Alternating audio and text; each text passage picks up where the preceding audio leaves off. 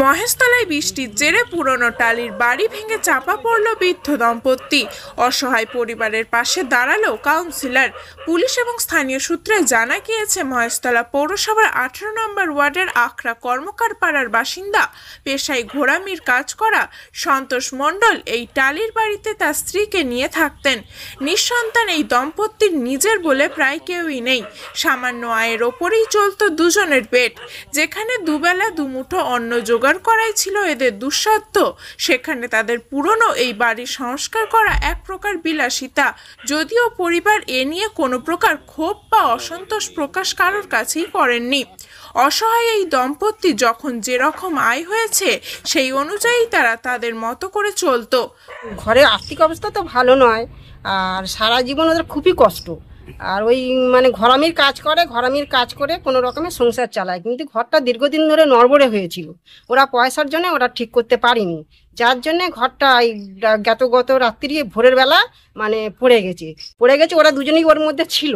এবার চেঁচামেচি করতে যখন পড়ে গেছে, চেঁচামেচি করছে, তখন ওরা সবাই মিলে পাড়ার লোক সব চেঁচামেচি করতে দৌড়ে এলো। তারপরে কাউন্সিলরের খবর দিল, কাউন্সিলরের লোক সব দৌড়ে সব এলো, এসে ওদের টেনে হিঁচড়ে সব বার করার পরে এখন সকালবেলা ওরা আবার কাউন্সিলরের লোক পাঠাবার পরে ঘরদোরগুলো আবার সব যা পড়ে গেছিলো সেগুলো সব ছাড়িয়ে বার করে দিয়েছে। তিরপল দিয়ে ঘরটা আবার ঠিক করে মোটামুটি দিয়ে গেছে থাকার মতন। এই বর্ষাকালে যাতে ওরা থাকতে পারে সেই ব্যবস্থাটা করে গেছে। কাউন্সিলর বলেছে যে আমি ঘর করে দেবো, তোমার আমরা সব ব্যবস্থা করব।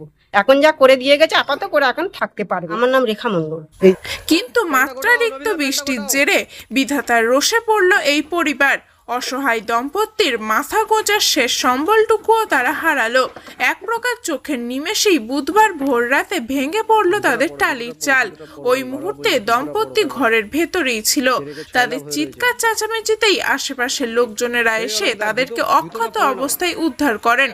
খবর পেয়ে স্থানীয় মহেশতলা পৌরসভার 18 নম্বর ওয়ার্ডের তৃণমূল কংগ্রেসের পৌরমাতা সোমা বেরার নির্দেশে তার সহকর্মীরা ঘটনাস্থলে পৌঁছান এবং আপাতত এই বৃষ্টিতে তাদের থাকবার মতন প্লাস্টিক ত্রিপল টাঙিয়ে ওই বৃদ্ধ দম্পতির থাকার ব্যবস্থা করার পাশাপাশি কাউন্সিলরের লোকজনেরা আশ্বাস দিয়েছেন ওই পরিবারকে যত দ্রুত সম্ভব তারা একটি স্থায়ী বাসস্থানের ব্যবস্থাও ওইখানেই করে দেবেন।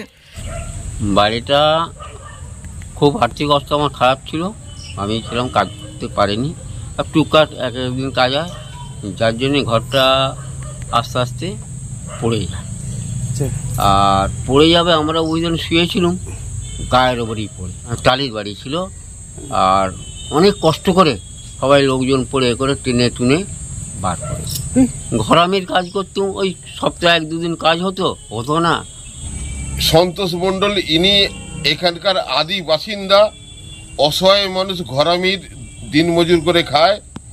তার ঘরটা গতকাল রাত্রিবেলায় ভোরের দিকে প্রাকৃতিক দুর্যোগে পড়ে যায়।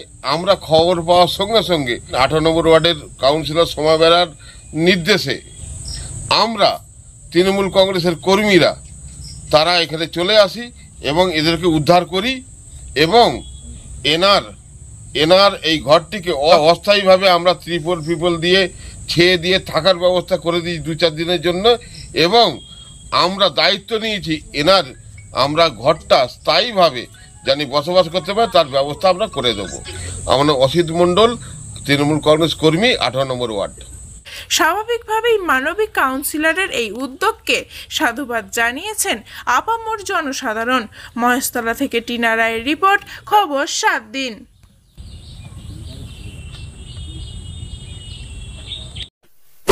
এমনই তাজা ও গুরুত্বপূর্ণ খবর পেতে খবর 7 দিন চ্যানেলটি সাবস্ক্রাইব করুন এবং নোটিফিকেশন পেতে বেল আইকনটি টিপুন।